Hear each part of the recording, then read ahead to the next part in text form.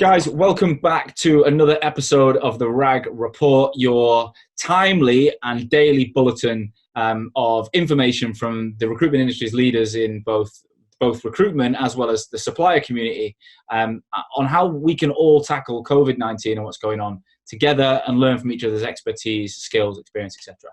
Today, I'm joined by Dualta Doherty, the CEO and founder of Dualta Doherty and Partners, a global rec-to-rec firm. This guy runs a 100% remote business. He's a podcaster as well, and he knows everyone in the space. I've never heard anyone who doesn't know you, mate. If you're running a 100% remote business, to me, that's going to be something we need to find out more about for the guests that are out there today that are going through this at the first time. So you're joining us live from the panic room. You do look like you're in. You've been locked out of your office and you're waiting in the corridor. I'm in the States, right? So I'm in California. We came out here for 4 weeks. We're thinking of moving here. Right. We were going to take over the world. Massive expansion plans. They're still going ahead, so we'll see. Yeah. But we're in Santa Barbara. We've been here for a couple of weeks, but we had to extend our stay for another month. So a silver lining on that front. Mate, what's going on? What's going on?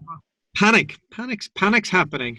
Give you an idea. I suppose being at the bottom of the food chain, I haven't been as adversely affected just yet. Companies will be wary what message they're giving me, and people like me. But I deal a lot in international recruitment. So the US embassy is closed at the moment, so they're not doing visa appointments. Mm-hmm. So for us as a business, everything that was supposed to happen maybe in this quarter, hopefully that'll all happen in Q3, Q4. And I expect it to, because the world will go back to normal in the science, technology, engineering world, where like the best part of recruitment is. So what's been going on? So we talked briefly before this, just things from last week where people were sending stupid jokes on WhatsApp about it, to this week where lives are affected. I suspect the non-billing people will get affected, those at the top, those at the bottom, and businesses will be looking for who's the revenue producer, and whoever wasn't a revenue producer last week is going to have to get back to being that again now. Yeah. And we all have to just find a way to figure out where the non-essential costs can be cut and where the money can be done. But we all need to do the right thing. We all need to keep communicating, keep talking to your network, knowing that it's going to come out the other side of it. Well, two of the things I think that you are a standout in the industry from my perspective on are the use of automation and being able to use like the remote working element to it's never restricted your ability to perform, right? And we're dealing with businesses now going through this for the first time. They're a bit lost. So why did you in the first place look at taking your business remote? Because I imagine at some point you had an office, or you were thinking of having an office. No, like from day one, it's always fascinated me. So when I was at Walters, I remember sitting there, and I remember being made go on bullshit meetings. Like, I'm all for meeting somebody, but I don't need to meet them every month and every quarter and to talk about some bullshit sports game. Like, I'm always a great believer of what do you need? How can we help you? Yeah. Can we build your brand as well? Can we do whatever? But let's be focused and get the most out of it. And I kind of disobeyed things and just decided to sit at my desk mostly, and I build more than the other people. And then that kind of just stuck in my head that there's too much bullshit meetings happening, and that got me to think like, well, how can I live the life that I want to, which was to live wherever I want, but to still try and build a business that is scalable and repeatable. And we didn't get there overnight. Like, today's our 5th year anniversary, by the way. We set up St. Patrick's Day 5 years ago. Wow, congratulations. So is today St. Patrick's Day? I haven't got a clue. Yeah, it is, isn't it? Isn't it? I don't know, mate. I haven't heard a single thing about it. I haven't thought about it. But congrats on 5 years. I bet you imagined this as your 5th year anniversary, didn't you? Stood outside in some panic room in Santa Barbara. Yeah, I'll tell you what. I would have taken this, given the team I have, being in Santa Barbara, with a shot to get through this and to come out the other side, hopefully stronger. And to go to the crux of this and remote working and how it can work. I think since the time when we started in recruitment, the phone and the sales element of recruitment was much more important. And I think a lot of things have transitioned into good messaging on LinkedIn, a good social brand. For me and you, we both have a podcast, and I feel like a lot of that can be done from, shall we say, less expensive resources than paying 100 grand for a small office in London or Dublin, than paying somebody 6 figures to do 80% of the job that could be done by somebody who you could pay 20 grand somewhere else. And that's kind of the model that we've tried to develop over time. And my wife, Charlotte, has developed the processes, procedures to get to that point. Right. Okay. What would you say was the biggest mistake you made at the beginning when you went that way? Trying to outsource to India. Disaster. I had on my show not long ago, Reese, who's claims it's going well. I wonder how he's going to react right now. Didn't work for me. Yeah. I felt like there was boys doing the work on the back of camels. It was just wasn't good. For me, I also think that, I don't believe in outsourcing. I believe in a distributed remote team. So I think there's 2 very different things there. If somebody's working for me, even if it's not on a full-time or if it's not on a permanent basis, we're still their primary client, and we'll build their brand as part of our business. So our girls have all kind of worked in the UK at one stage or the other, and they're back living in Serbia and Romania now, and they still want to live a good standard of living and be involved in international work. So they'd have talent acquisition experience, and I feel like hiring girls with that type of experience, I'm able to build a proper brand around them as well, as opposed to maybe somebody in the subcontinents who our audience wouldn't relate to as much. And I think then the next piece is, so I would get them to do all the stuff that isn't sales,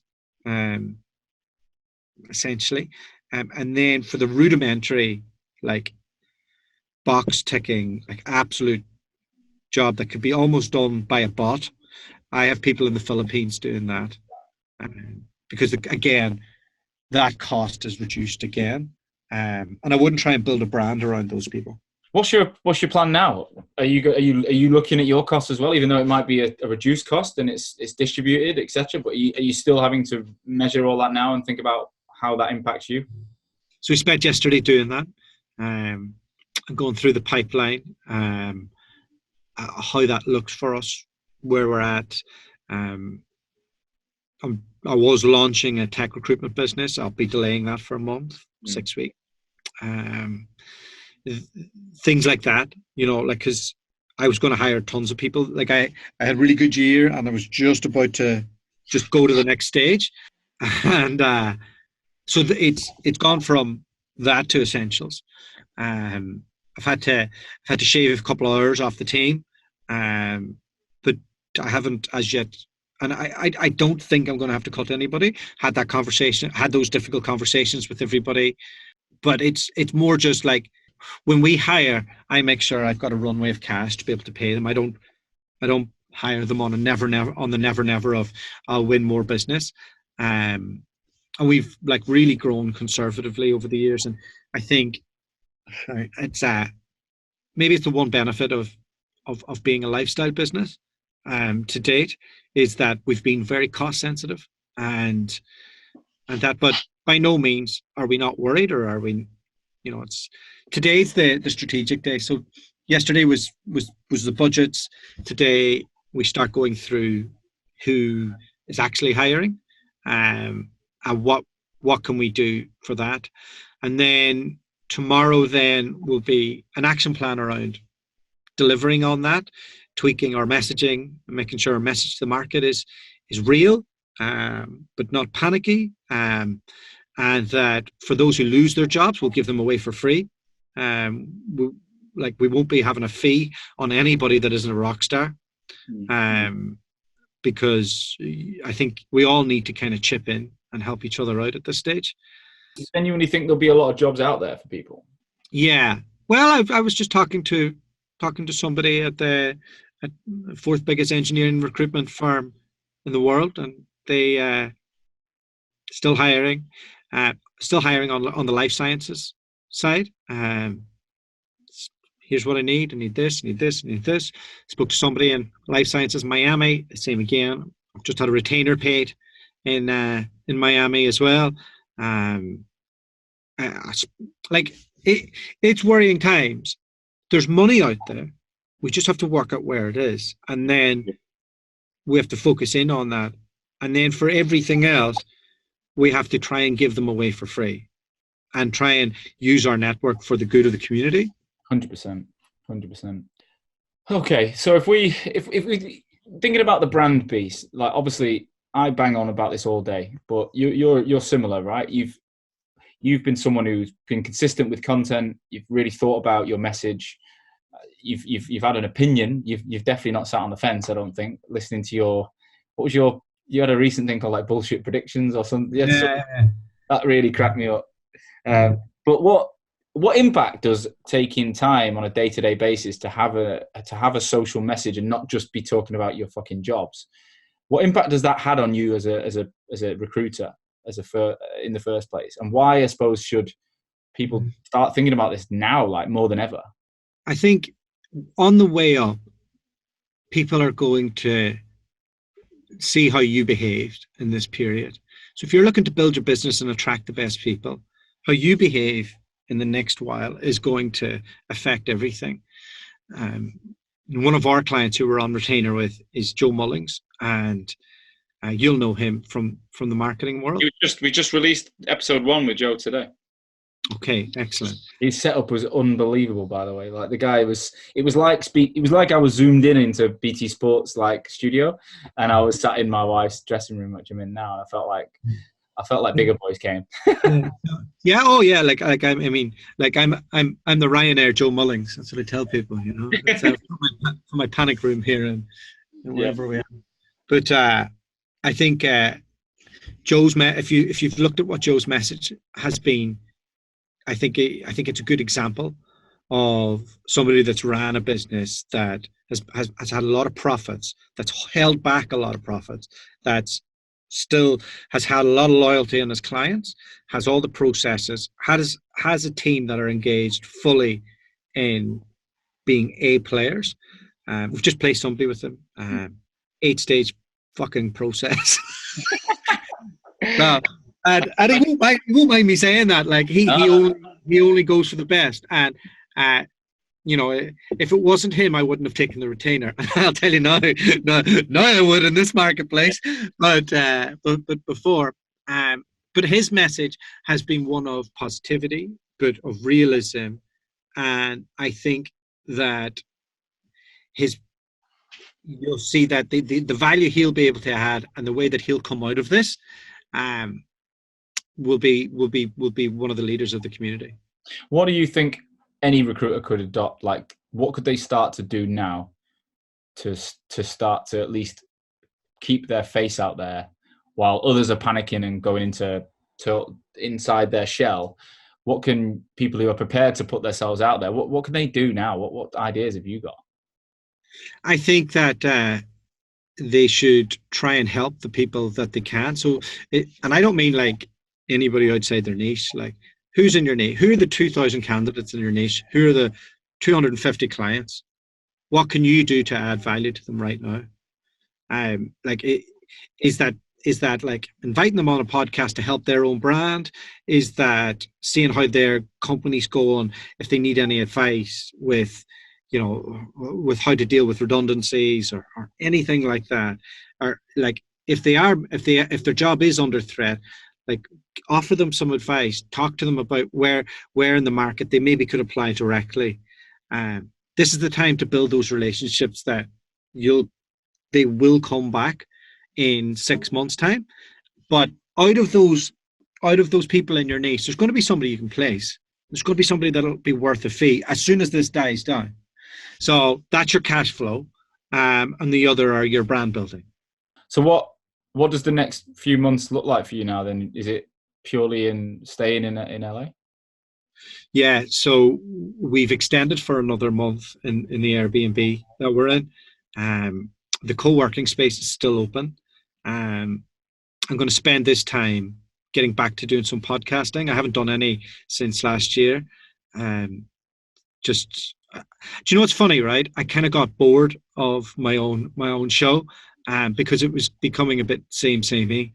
Yeah. And now that the market's changed, I think I really want to do it all because it's all completely different. So I think there's a different story to be told. And there's different advice to be given to the marketplace. It was almost like it was becoming too easy for founders, and I couldn't get to grips with, like. I'd agree with that. I think the RAG has been amazing, but there's probably been a lot of stories where people have been like, look, have you got anyone who's failed? And like, everyone's so successful, and it's like, well, yeah, obviously there's an element of handpicking some great stories, but there was one episode I'm about to release, and I don't know when I'll release it now. I might delay it because I'm going to get these ones out faster. Where he's actually a client of mine. He got forced out of his recruitment agency by the two founders, these two co-founders, and that was a really different story. Like, I understand what you're saying. It felt so different to give that kind of message out. And this show is not about recruitment agency growth stories now. It's about survival mode. What do people need to do? Giving practical advice and just sharing a bit of positivity, right? But Yeah. And what does it feel like in LA if you get out of the house? Is it locked down? So I'm in Santa Barbara. So, like, LA.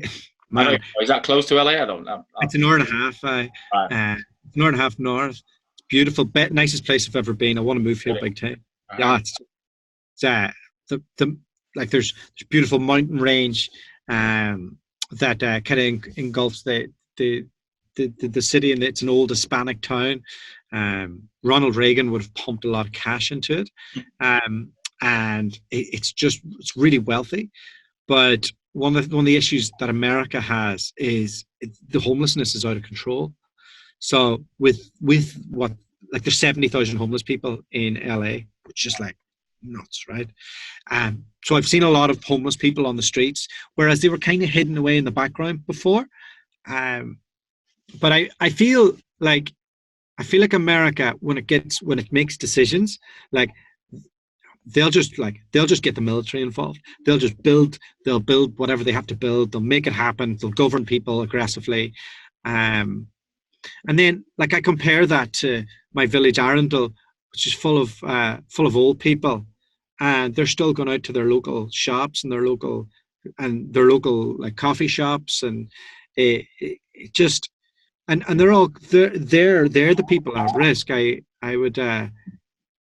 just a bit dismayed by the UK's response. I've literally just got off the BBC just now. Obviously, this won't be released right now, but today the conversation from Boris was all about financial backing and what they're doing to pump money back into businesses and the economy. It sounds great. The grants that businesses are going to get, the mortgage holidays sound good. I mean, I spent 2 hours on the phone to NatWest today to try and get a mortgage break and didn't get through. So it's fucking great if you're putting it out there, but they need to make it like mass mandated. You shouldn't have to apply for it, because you'll spend all day on the phone and not even get. Imagine how many people are calling banks now. So it's a bit scary. It's fucking uncertain out there. I hope I hope you're okay, mate, and I hope that it doesn't feel. It's obviously great being away and in a lovely place, but it's times like this where it could feel isolated, or it might not. I don't know. Yeah, look, no,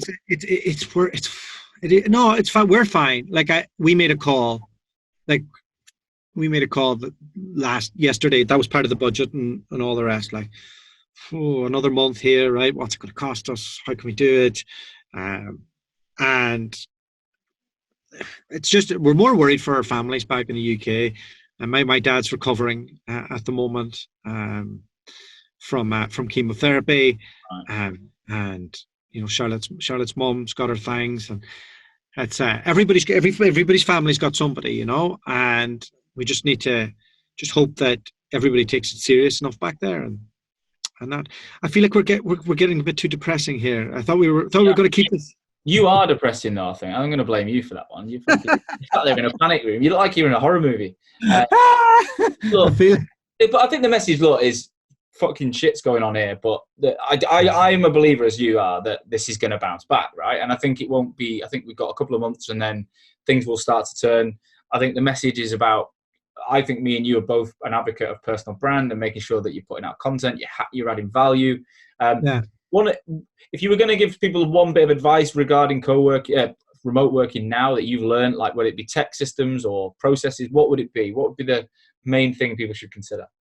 I think you need to have consistent communication with your team, but not like don't make it an Orwellian type of situation where you're just like there's cameras on them the whole time. I heard somebody doing that last week, and I was like, that's not going to go well. So we normally would have a daily meeting. That's one thing that we have in the diary. That's with all the team put together. And then we some people use Slack, which is good. We use WhatsApp. We have a WhatsApp group for the team. And that constant communication on WhatsApp, I find, is really beneficial. And then we just go, like, we try and treat the rest of it as we can, like plan the day, be specific on what you're doing, like have clear objectives with what the team are doing, what their focus is, and have like controls in place to make sure that that people are doing what they're supposed to be doing. Give trust, but make people earn trust. And I think like in a boom market, everybody's like, we don't do KPIs. We're a great place to work. Get those fucking KPIs working. You need that right now. I don't think I don't care how you dress it up, whether you call it anything else, but a KPI, even if it's a monthly revenue target, it's still a fucking KPI. Like, you have to have something in a business like ours to measure you're on the right path. So 100%. We have like daily. Everything's cloud, so you can see everything daily on both our marketing and recruitment business. We can see it. Like there's a report that's if you look at any time, you can see what people are doing. So I think it's a case of we have a morning stand up like this, 15 minutes, and then we use Google Chat because it's built within the Drive and stuff, so it works well. But no, I completely agree on that, mate. Well, look, I'll leave you to it. I just want to say hello. I'm glad that glad all's good for you. Enjoy what you can enjoy out there, and keep us updated on what's going on. I'm looking forward to seeing that strategy from you that's going to start hitting the market. And yes, mate. Keep the humour on your posts, because I definitely think it keeps us all entertained. Do me a favour and send me over the file on this, and I'll put it out on mine a few days later to spread the word even more. 100%. Well, look, thanks so much, mate. Appreciate it. Guys, thanks for listening today. That was another episode of the RAG Report. I'm not sure we achieved very much, but me and Dualta, we don't always achieve too much. If you enjoyed it, though, if you enjoyed this and you're enjoying what we're doing on a day-to-day basis, get out there, share it on LinkedIn, get on the iTunes store, put in your ratings. Together as an industry, we are stronger if we stick together. I'll be back again tomorrow with another story. See you soon.